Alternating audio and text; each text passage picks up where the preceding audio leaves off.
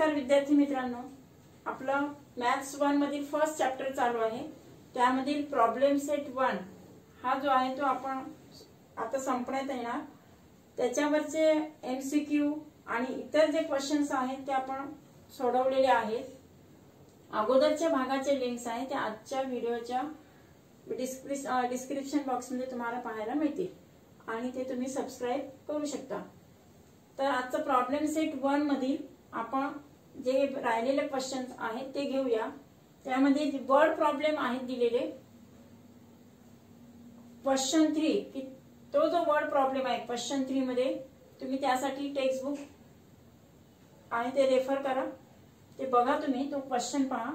त्यामध्ये काय दिले तुम्हाला की अशा लोकांचा समूह आहे की ज्यामध्ये इंग्लिश बोलणारे जे आहेत, ई फॉर आपण इंग्लिश घेतलंय, इंग्लिश बोलणारे 72 आहेत, फ्रेंच बोलणारे 43, टोटल जे आहेत सगळे 100 लोक आहेत, 100 व्यक्ती आहेत की त्यापैकी इंग्लिश बोलणारे 72, फ्रेंच बोलणारे 43 आहेत।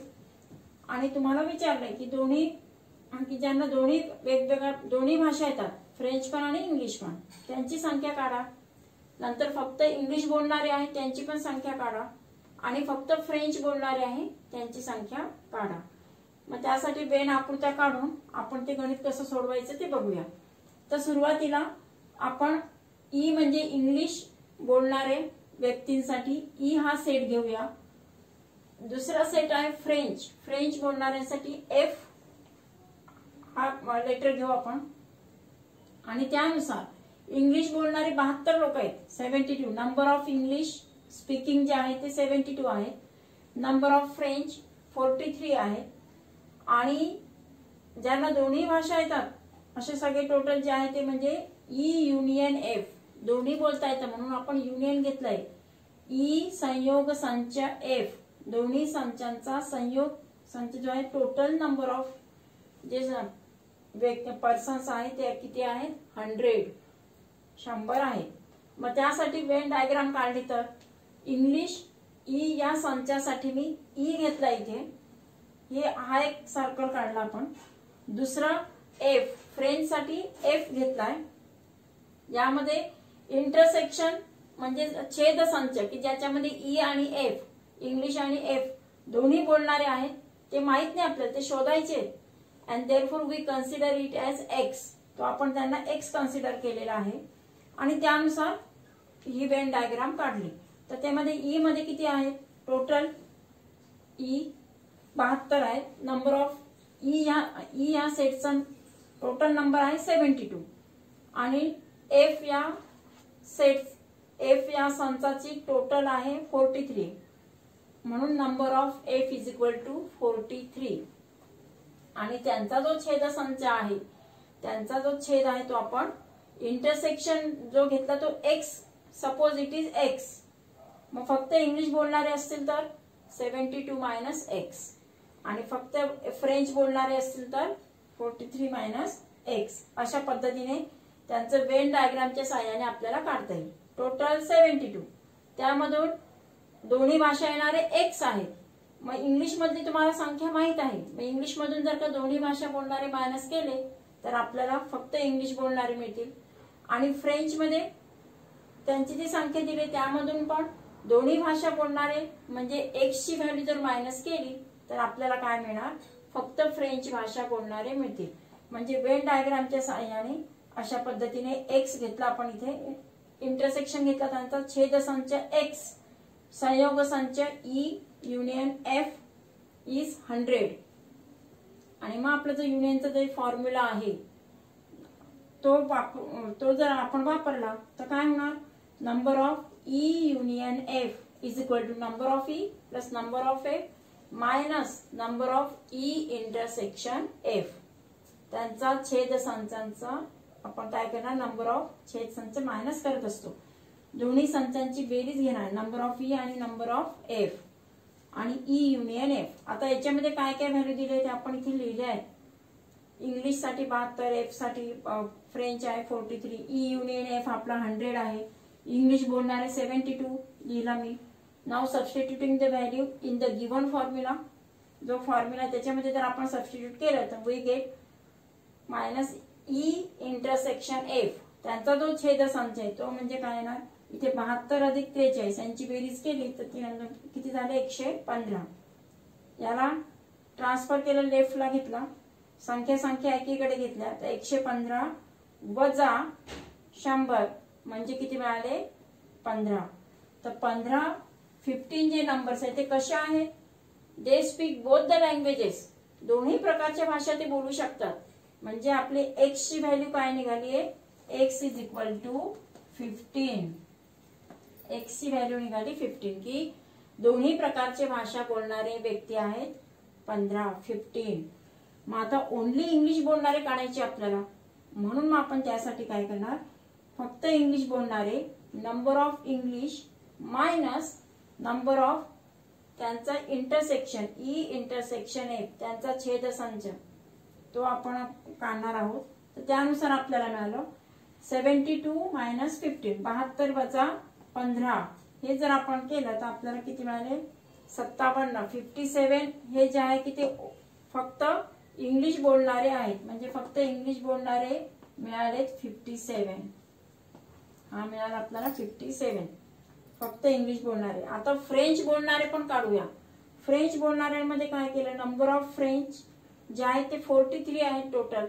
43 मायनस आपले दोन्ही बोलणारे एक्स ची व्हॅल्यू 15. 43 मायनस एक्स म्हणजे किती मिळाले आपल्याला, इथे जर आपण 43 मायनस 15 जर घेतले तर आपल्याला मिळाले 28. म्हणजे फक्त इंग्लिश बोलणारे किती मिळाले, नंबर ऑफ फ्रेंच जे आहे नंबर ऑफ फक्त इंग्लिश बोलणारे नाही, इंग्लिश बोलणारे तर 57 मिळाले. नंबर ऑफ फ्रेंच की फक्त फ्रेंच भाषा जाणू शकतात असे जे आहे ते 28 पर्सन्स आहेत.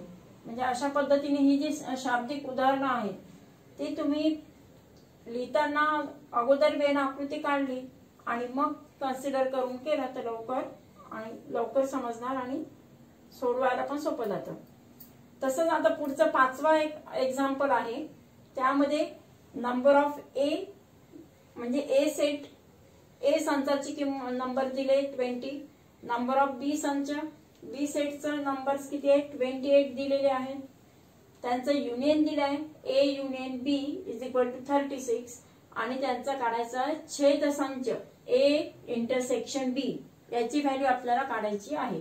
मग त्यानुसार आपण आपला जो फॉर्म्युला आहे त्या फॉर्म्युलामध्ये जर तो अगोदर लिहिणं गरजेचं आहे. दिलेल्या व्हॅल्यू गिव्हन जे आहे ते पण लिहायचे आहेत आपल्याला.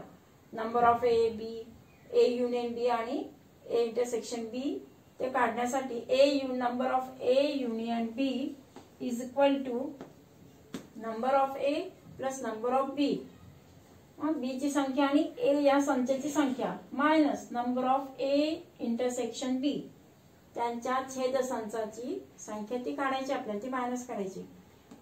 टोटल युनियन दिलंय 36. Number of A 20 number of B 28. यांची जर बेरीज केली 20 अधिक 28 झाले 48 आणि number of A union B आपल्याला number of A union B 36 दिलंय आणि number of A intersection B काढायचं आहे.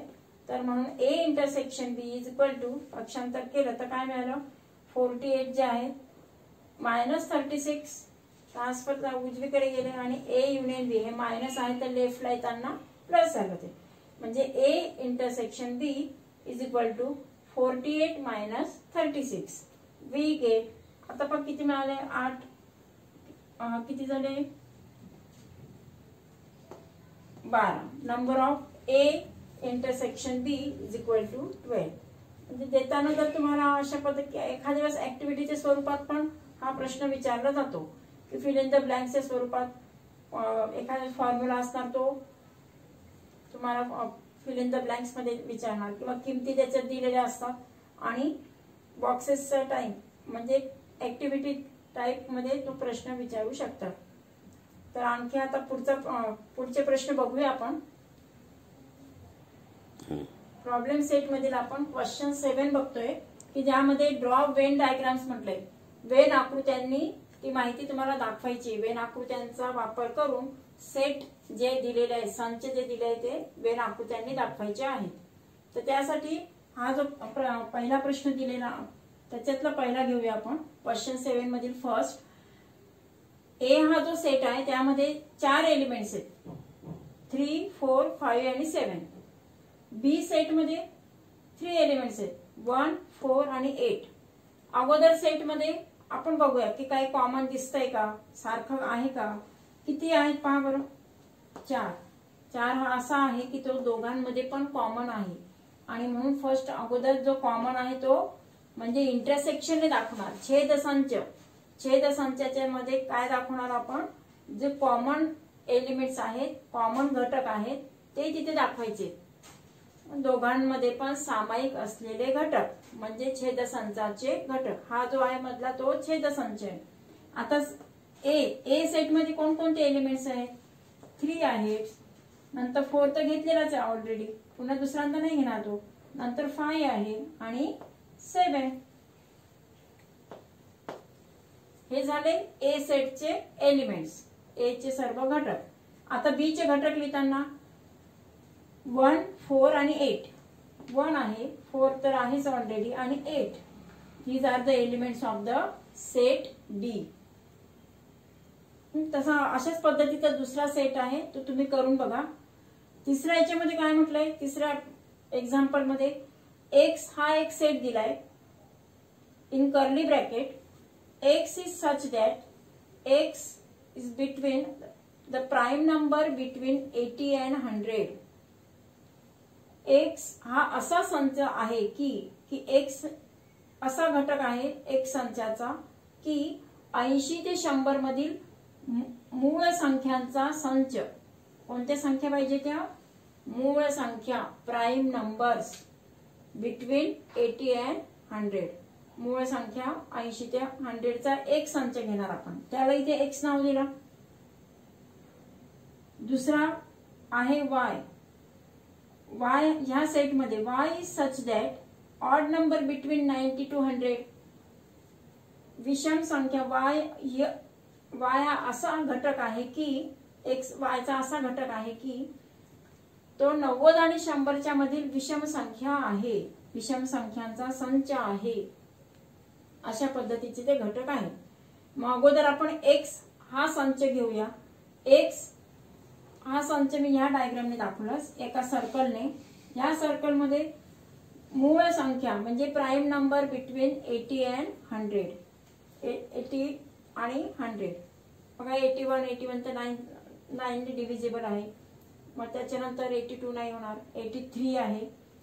नंतर 84, 85, 86 भाग जाऊ शकतो. 87 जो आहे 87 ने पण हे होतं, नंतर भाग डिव्हिजिबल आहे तो.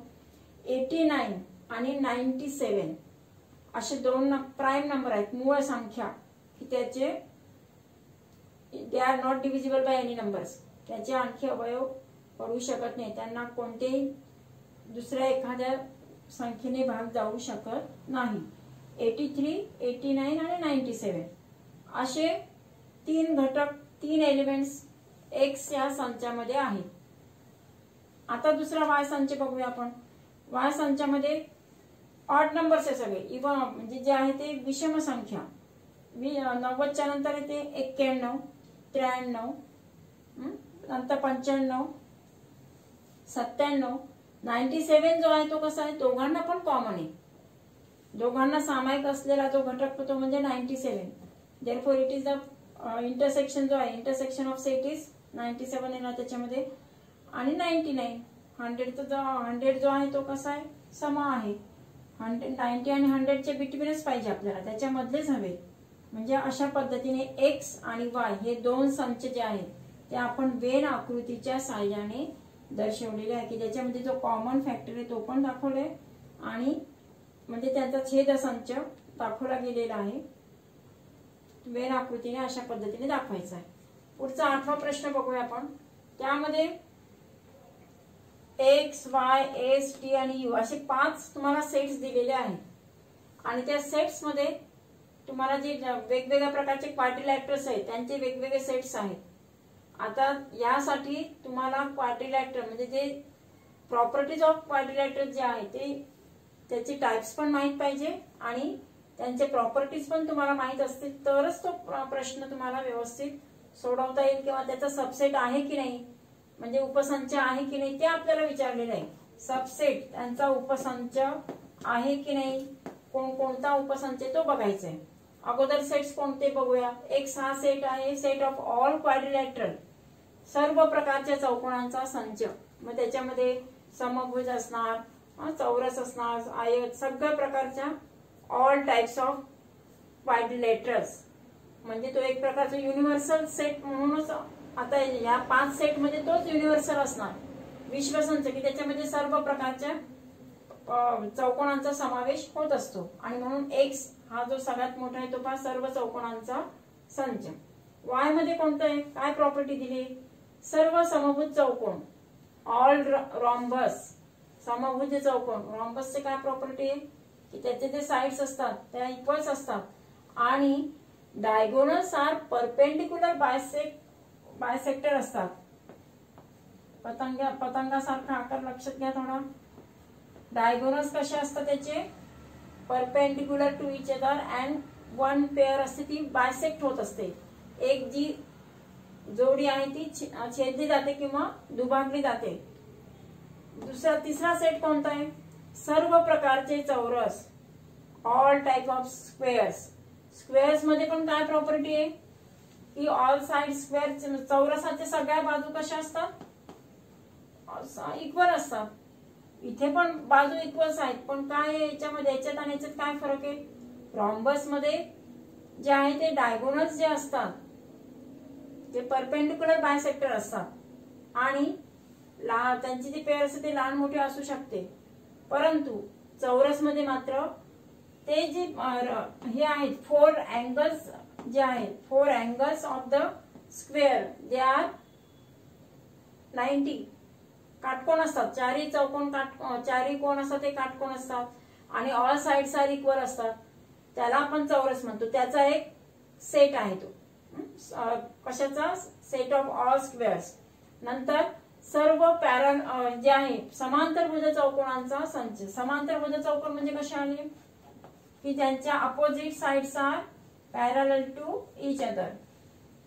अपोजिट साइड्स पॅरलल असतात आणि इक्वल पण असतात, पण ऑल साइड्स इक्वल नाही. Opposite pair of opposite sides ते इक्वल आणि कशा असतात, पॅरलल पण असतात. अशा पद्धतीने जे येणार ते पॅरलेलोग्राम, समांतरभुज चौकोनाचा संच, सेट ऑफ ऑल पॅरलेलोग्राम, की त्यामध्ये त्याच्या opposite sides are parallel as well as equal. V असा सेट आहे की सर्व प्रकारचे आहेत, ऑल रेक्टँगल्स. याच्यावर रेक्टँगल मध्ये काय लेंथ आणि ब्रेड्थ असते माहिती तुम्हाला. रेक्टँगलच्या प्रॉपर्टीज पण माहिती की ते ऑल 4 जे असतात अँगल्स जे आर 90 चे असतात. हे झालं तुम्हाला त्यात प्रॉपर्टीज माहित पडल्या. आता जेव्हा if you know the properties of all types of quadrilaterals then you decide that which is the subset of given जे सेट आहे त्याचा कोणता सबसेट आहे ते आपण ठरवू शकतो. या सगळ्यांवर एक पहिलं लक्षात आलं की एक्स काय म्हटलंय, सर्व चौकोनांचा संच, आणि बाकीचे सगळे लहान लहान आहे त्यांचे, एक विशिष्ट रॉम्बसचा, एक स्क्वेअरचा, एक पॅरलेलोग्राम आणि एक रेक्टँगल. आणि म्हणून पहिले स्टेप काय येणार, y is subset of x, s is subset of x, t is subset of x and v is also subset of x. म्हणजे हे जे 1 2 3 4 हे जे 4 सेट्स आहेत दे are the subsets of x. हे चारही सेट जे आहे ते उपसंच आहे, पण कशाचे, तर x चे. म्हणूनच आपण हे केले y is subset. सबसेटचं चिन्ह काय आहे, अशा पद्धतीचा उपसंचाचं चिन्ह आहे. y हा x चा उपसंच आहे, s हा x चा उपसंच आहे, t is subset of x, v is subset of also x. झालं. आता आणखी s is subset of y. s is subset of y कसा होणार, हा फक्त स्क्वेअरचा आहे, पण रॉम्बस मध्ये काय आहे, रॉम्बस मध्ये पण तर ऑल साइड्स इक्वल असतात. त्याच्यामुळे जो स्क्वेअर असेल तो रॉम्बस असू शकतो, परंतु रॉम्बस हा स्क्वेअर असेलच असं नाहीये. आणि म्हणून S is subset of Y. S हा त्याचा उपसंच असेल. सगळेच स्क्वेअर्स त्याच्यामध्ये रॉम्बस असू शकतात का, नाही. म्हणूनच मग तो उपसंच घेतलाय. नंतर आहे S is subset of T. S हा टी चा सबसेट आहे. पॅरॅललोग्राम म्हटलंय ना. आता चौरसामध्ये पण काय अपोजिट साइड्स आर पॅरॅलल, ती प्रॉपर्टी तो पण सॅटिस्फाय करतोय. आणि म्हणजे त्याच्यामध्ये असे आहेत क्वाड्रिलॅटरल की त्याचे ऑल साइड्स इक्वल्स आहेत. आणि पॅरॅललोग्रामचे जे आहे की opposite sides are parallel to each other and equal, ती जी प्रॉपर्टी ती स्क्वेअरला पण लागू पडते, चौरसाला पण लागू पडते. समांतरभुज चौकोन हे चौरसाचे असू शकतात आणि म्हणून मग ती प्रॉपर्टी तिथे लागू पडते. S is subset of T. S हा टी चा उपसंच आहे आणि V is also subset of T. रेक्टँगलला पण तोच गुणधर्म लागू पडतो. अपोजिट साइड्स कशा आहेत रेक्टँगलच्या, पॅरॅलल पण आहेत आणि इक्वल पण आहेत. म्हणजे त्याच्यामध्ये एक प्रॉपर्टी याच्यामध्ये सॅटिस्फाय होते आणि म्हणून मग काय झालंय, जसं V is subset of T. T चा एस आणि व्ही हे दोन्ही टी चे सबसेट आहेत. आणखी कोणता असू शकेल, Y is subset of T. Y तर आहेच, रॉम्बस पण टी चा सबसेट असू शकतो पॅरॅललोग्राम, कारण याच्यामध्ये पण पॅरॅलल हा जो आपण काढलाय रॉम्बस त्यामध्ये पण अपोजिट साइड पॅरॅललच असतात, म्हणून तो सुद्धा Y is subset of T. आणि S is subset of V. S चौरसा कशाचा सबसेट असू शकतो, आयत. आयत प्रत्येक आयत जो आहे, प्रत्येक चौरस हे म्हणू शकत नाही. आयताचे गुणधर्म आहेत त्याच्यात, परंतु प्रत्येक आयत हा चौरस असतो का, नाही. डेफिनेशनच डायरेक्ट वेगळी होते ना. म्हणजे चौरसाचे गुणधर्म आयतामध्ये आहेत. Therefore S is subset of V. उपसंच केव्हा म्हणणार, जेव्हा काही घटक त्याच्यामध्ये कॉमन असतात तेव्हा.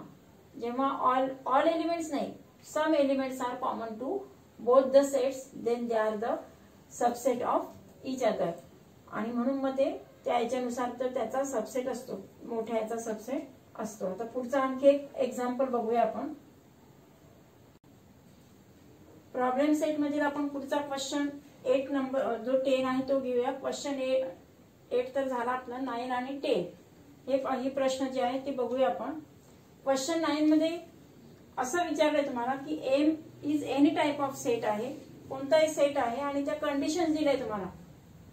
काय कंडिशन दिले, एम युनियन फाय. एम संयोग फाय. फाय म्हणजे रिक्त संच.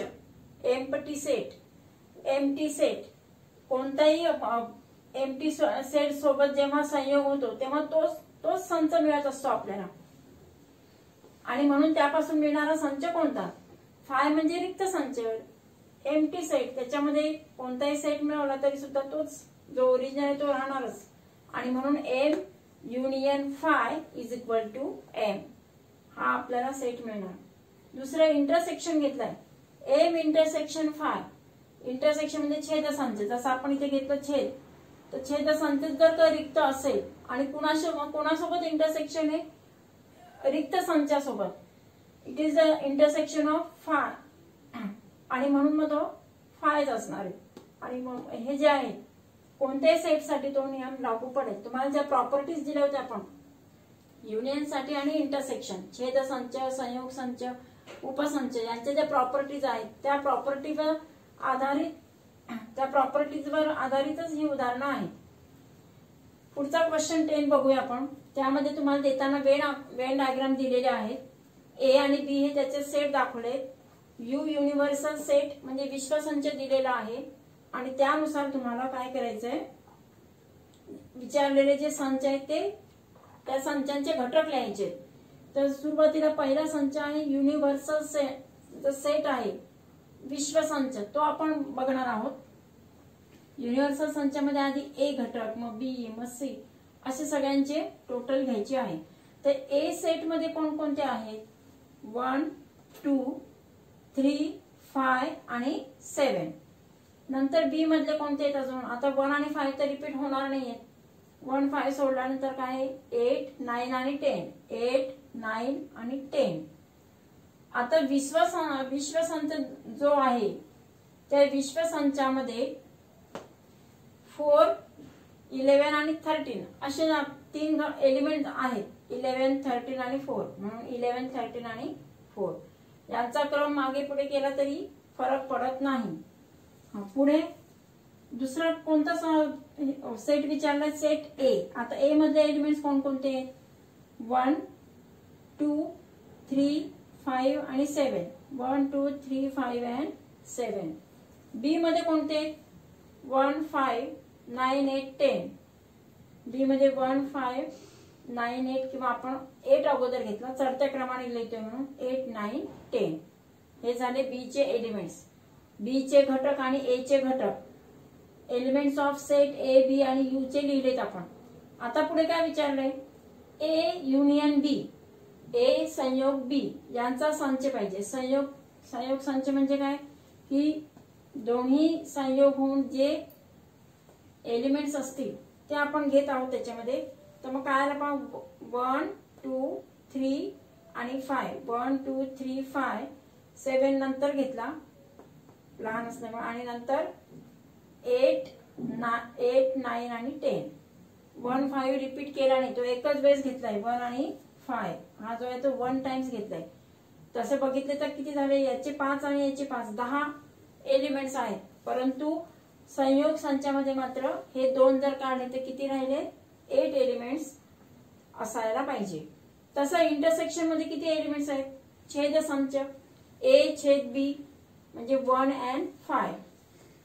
1 आणि 5 दोनच एलिमेंट्स आहेत की ते ए इंटरसेक्शन बी मध्ये आहे, किंवा ए छेद बी, ए छेद संच बी.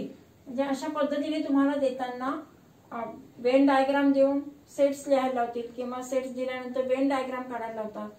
तर ह्यासाठी तुम्हाला जास्तीत जास्त प्रॅक्टिस करणं गरजेचं आहे.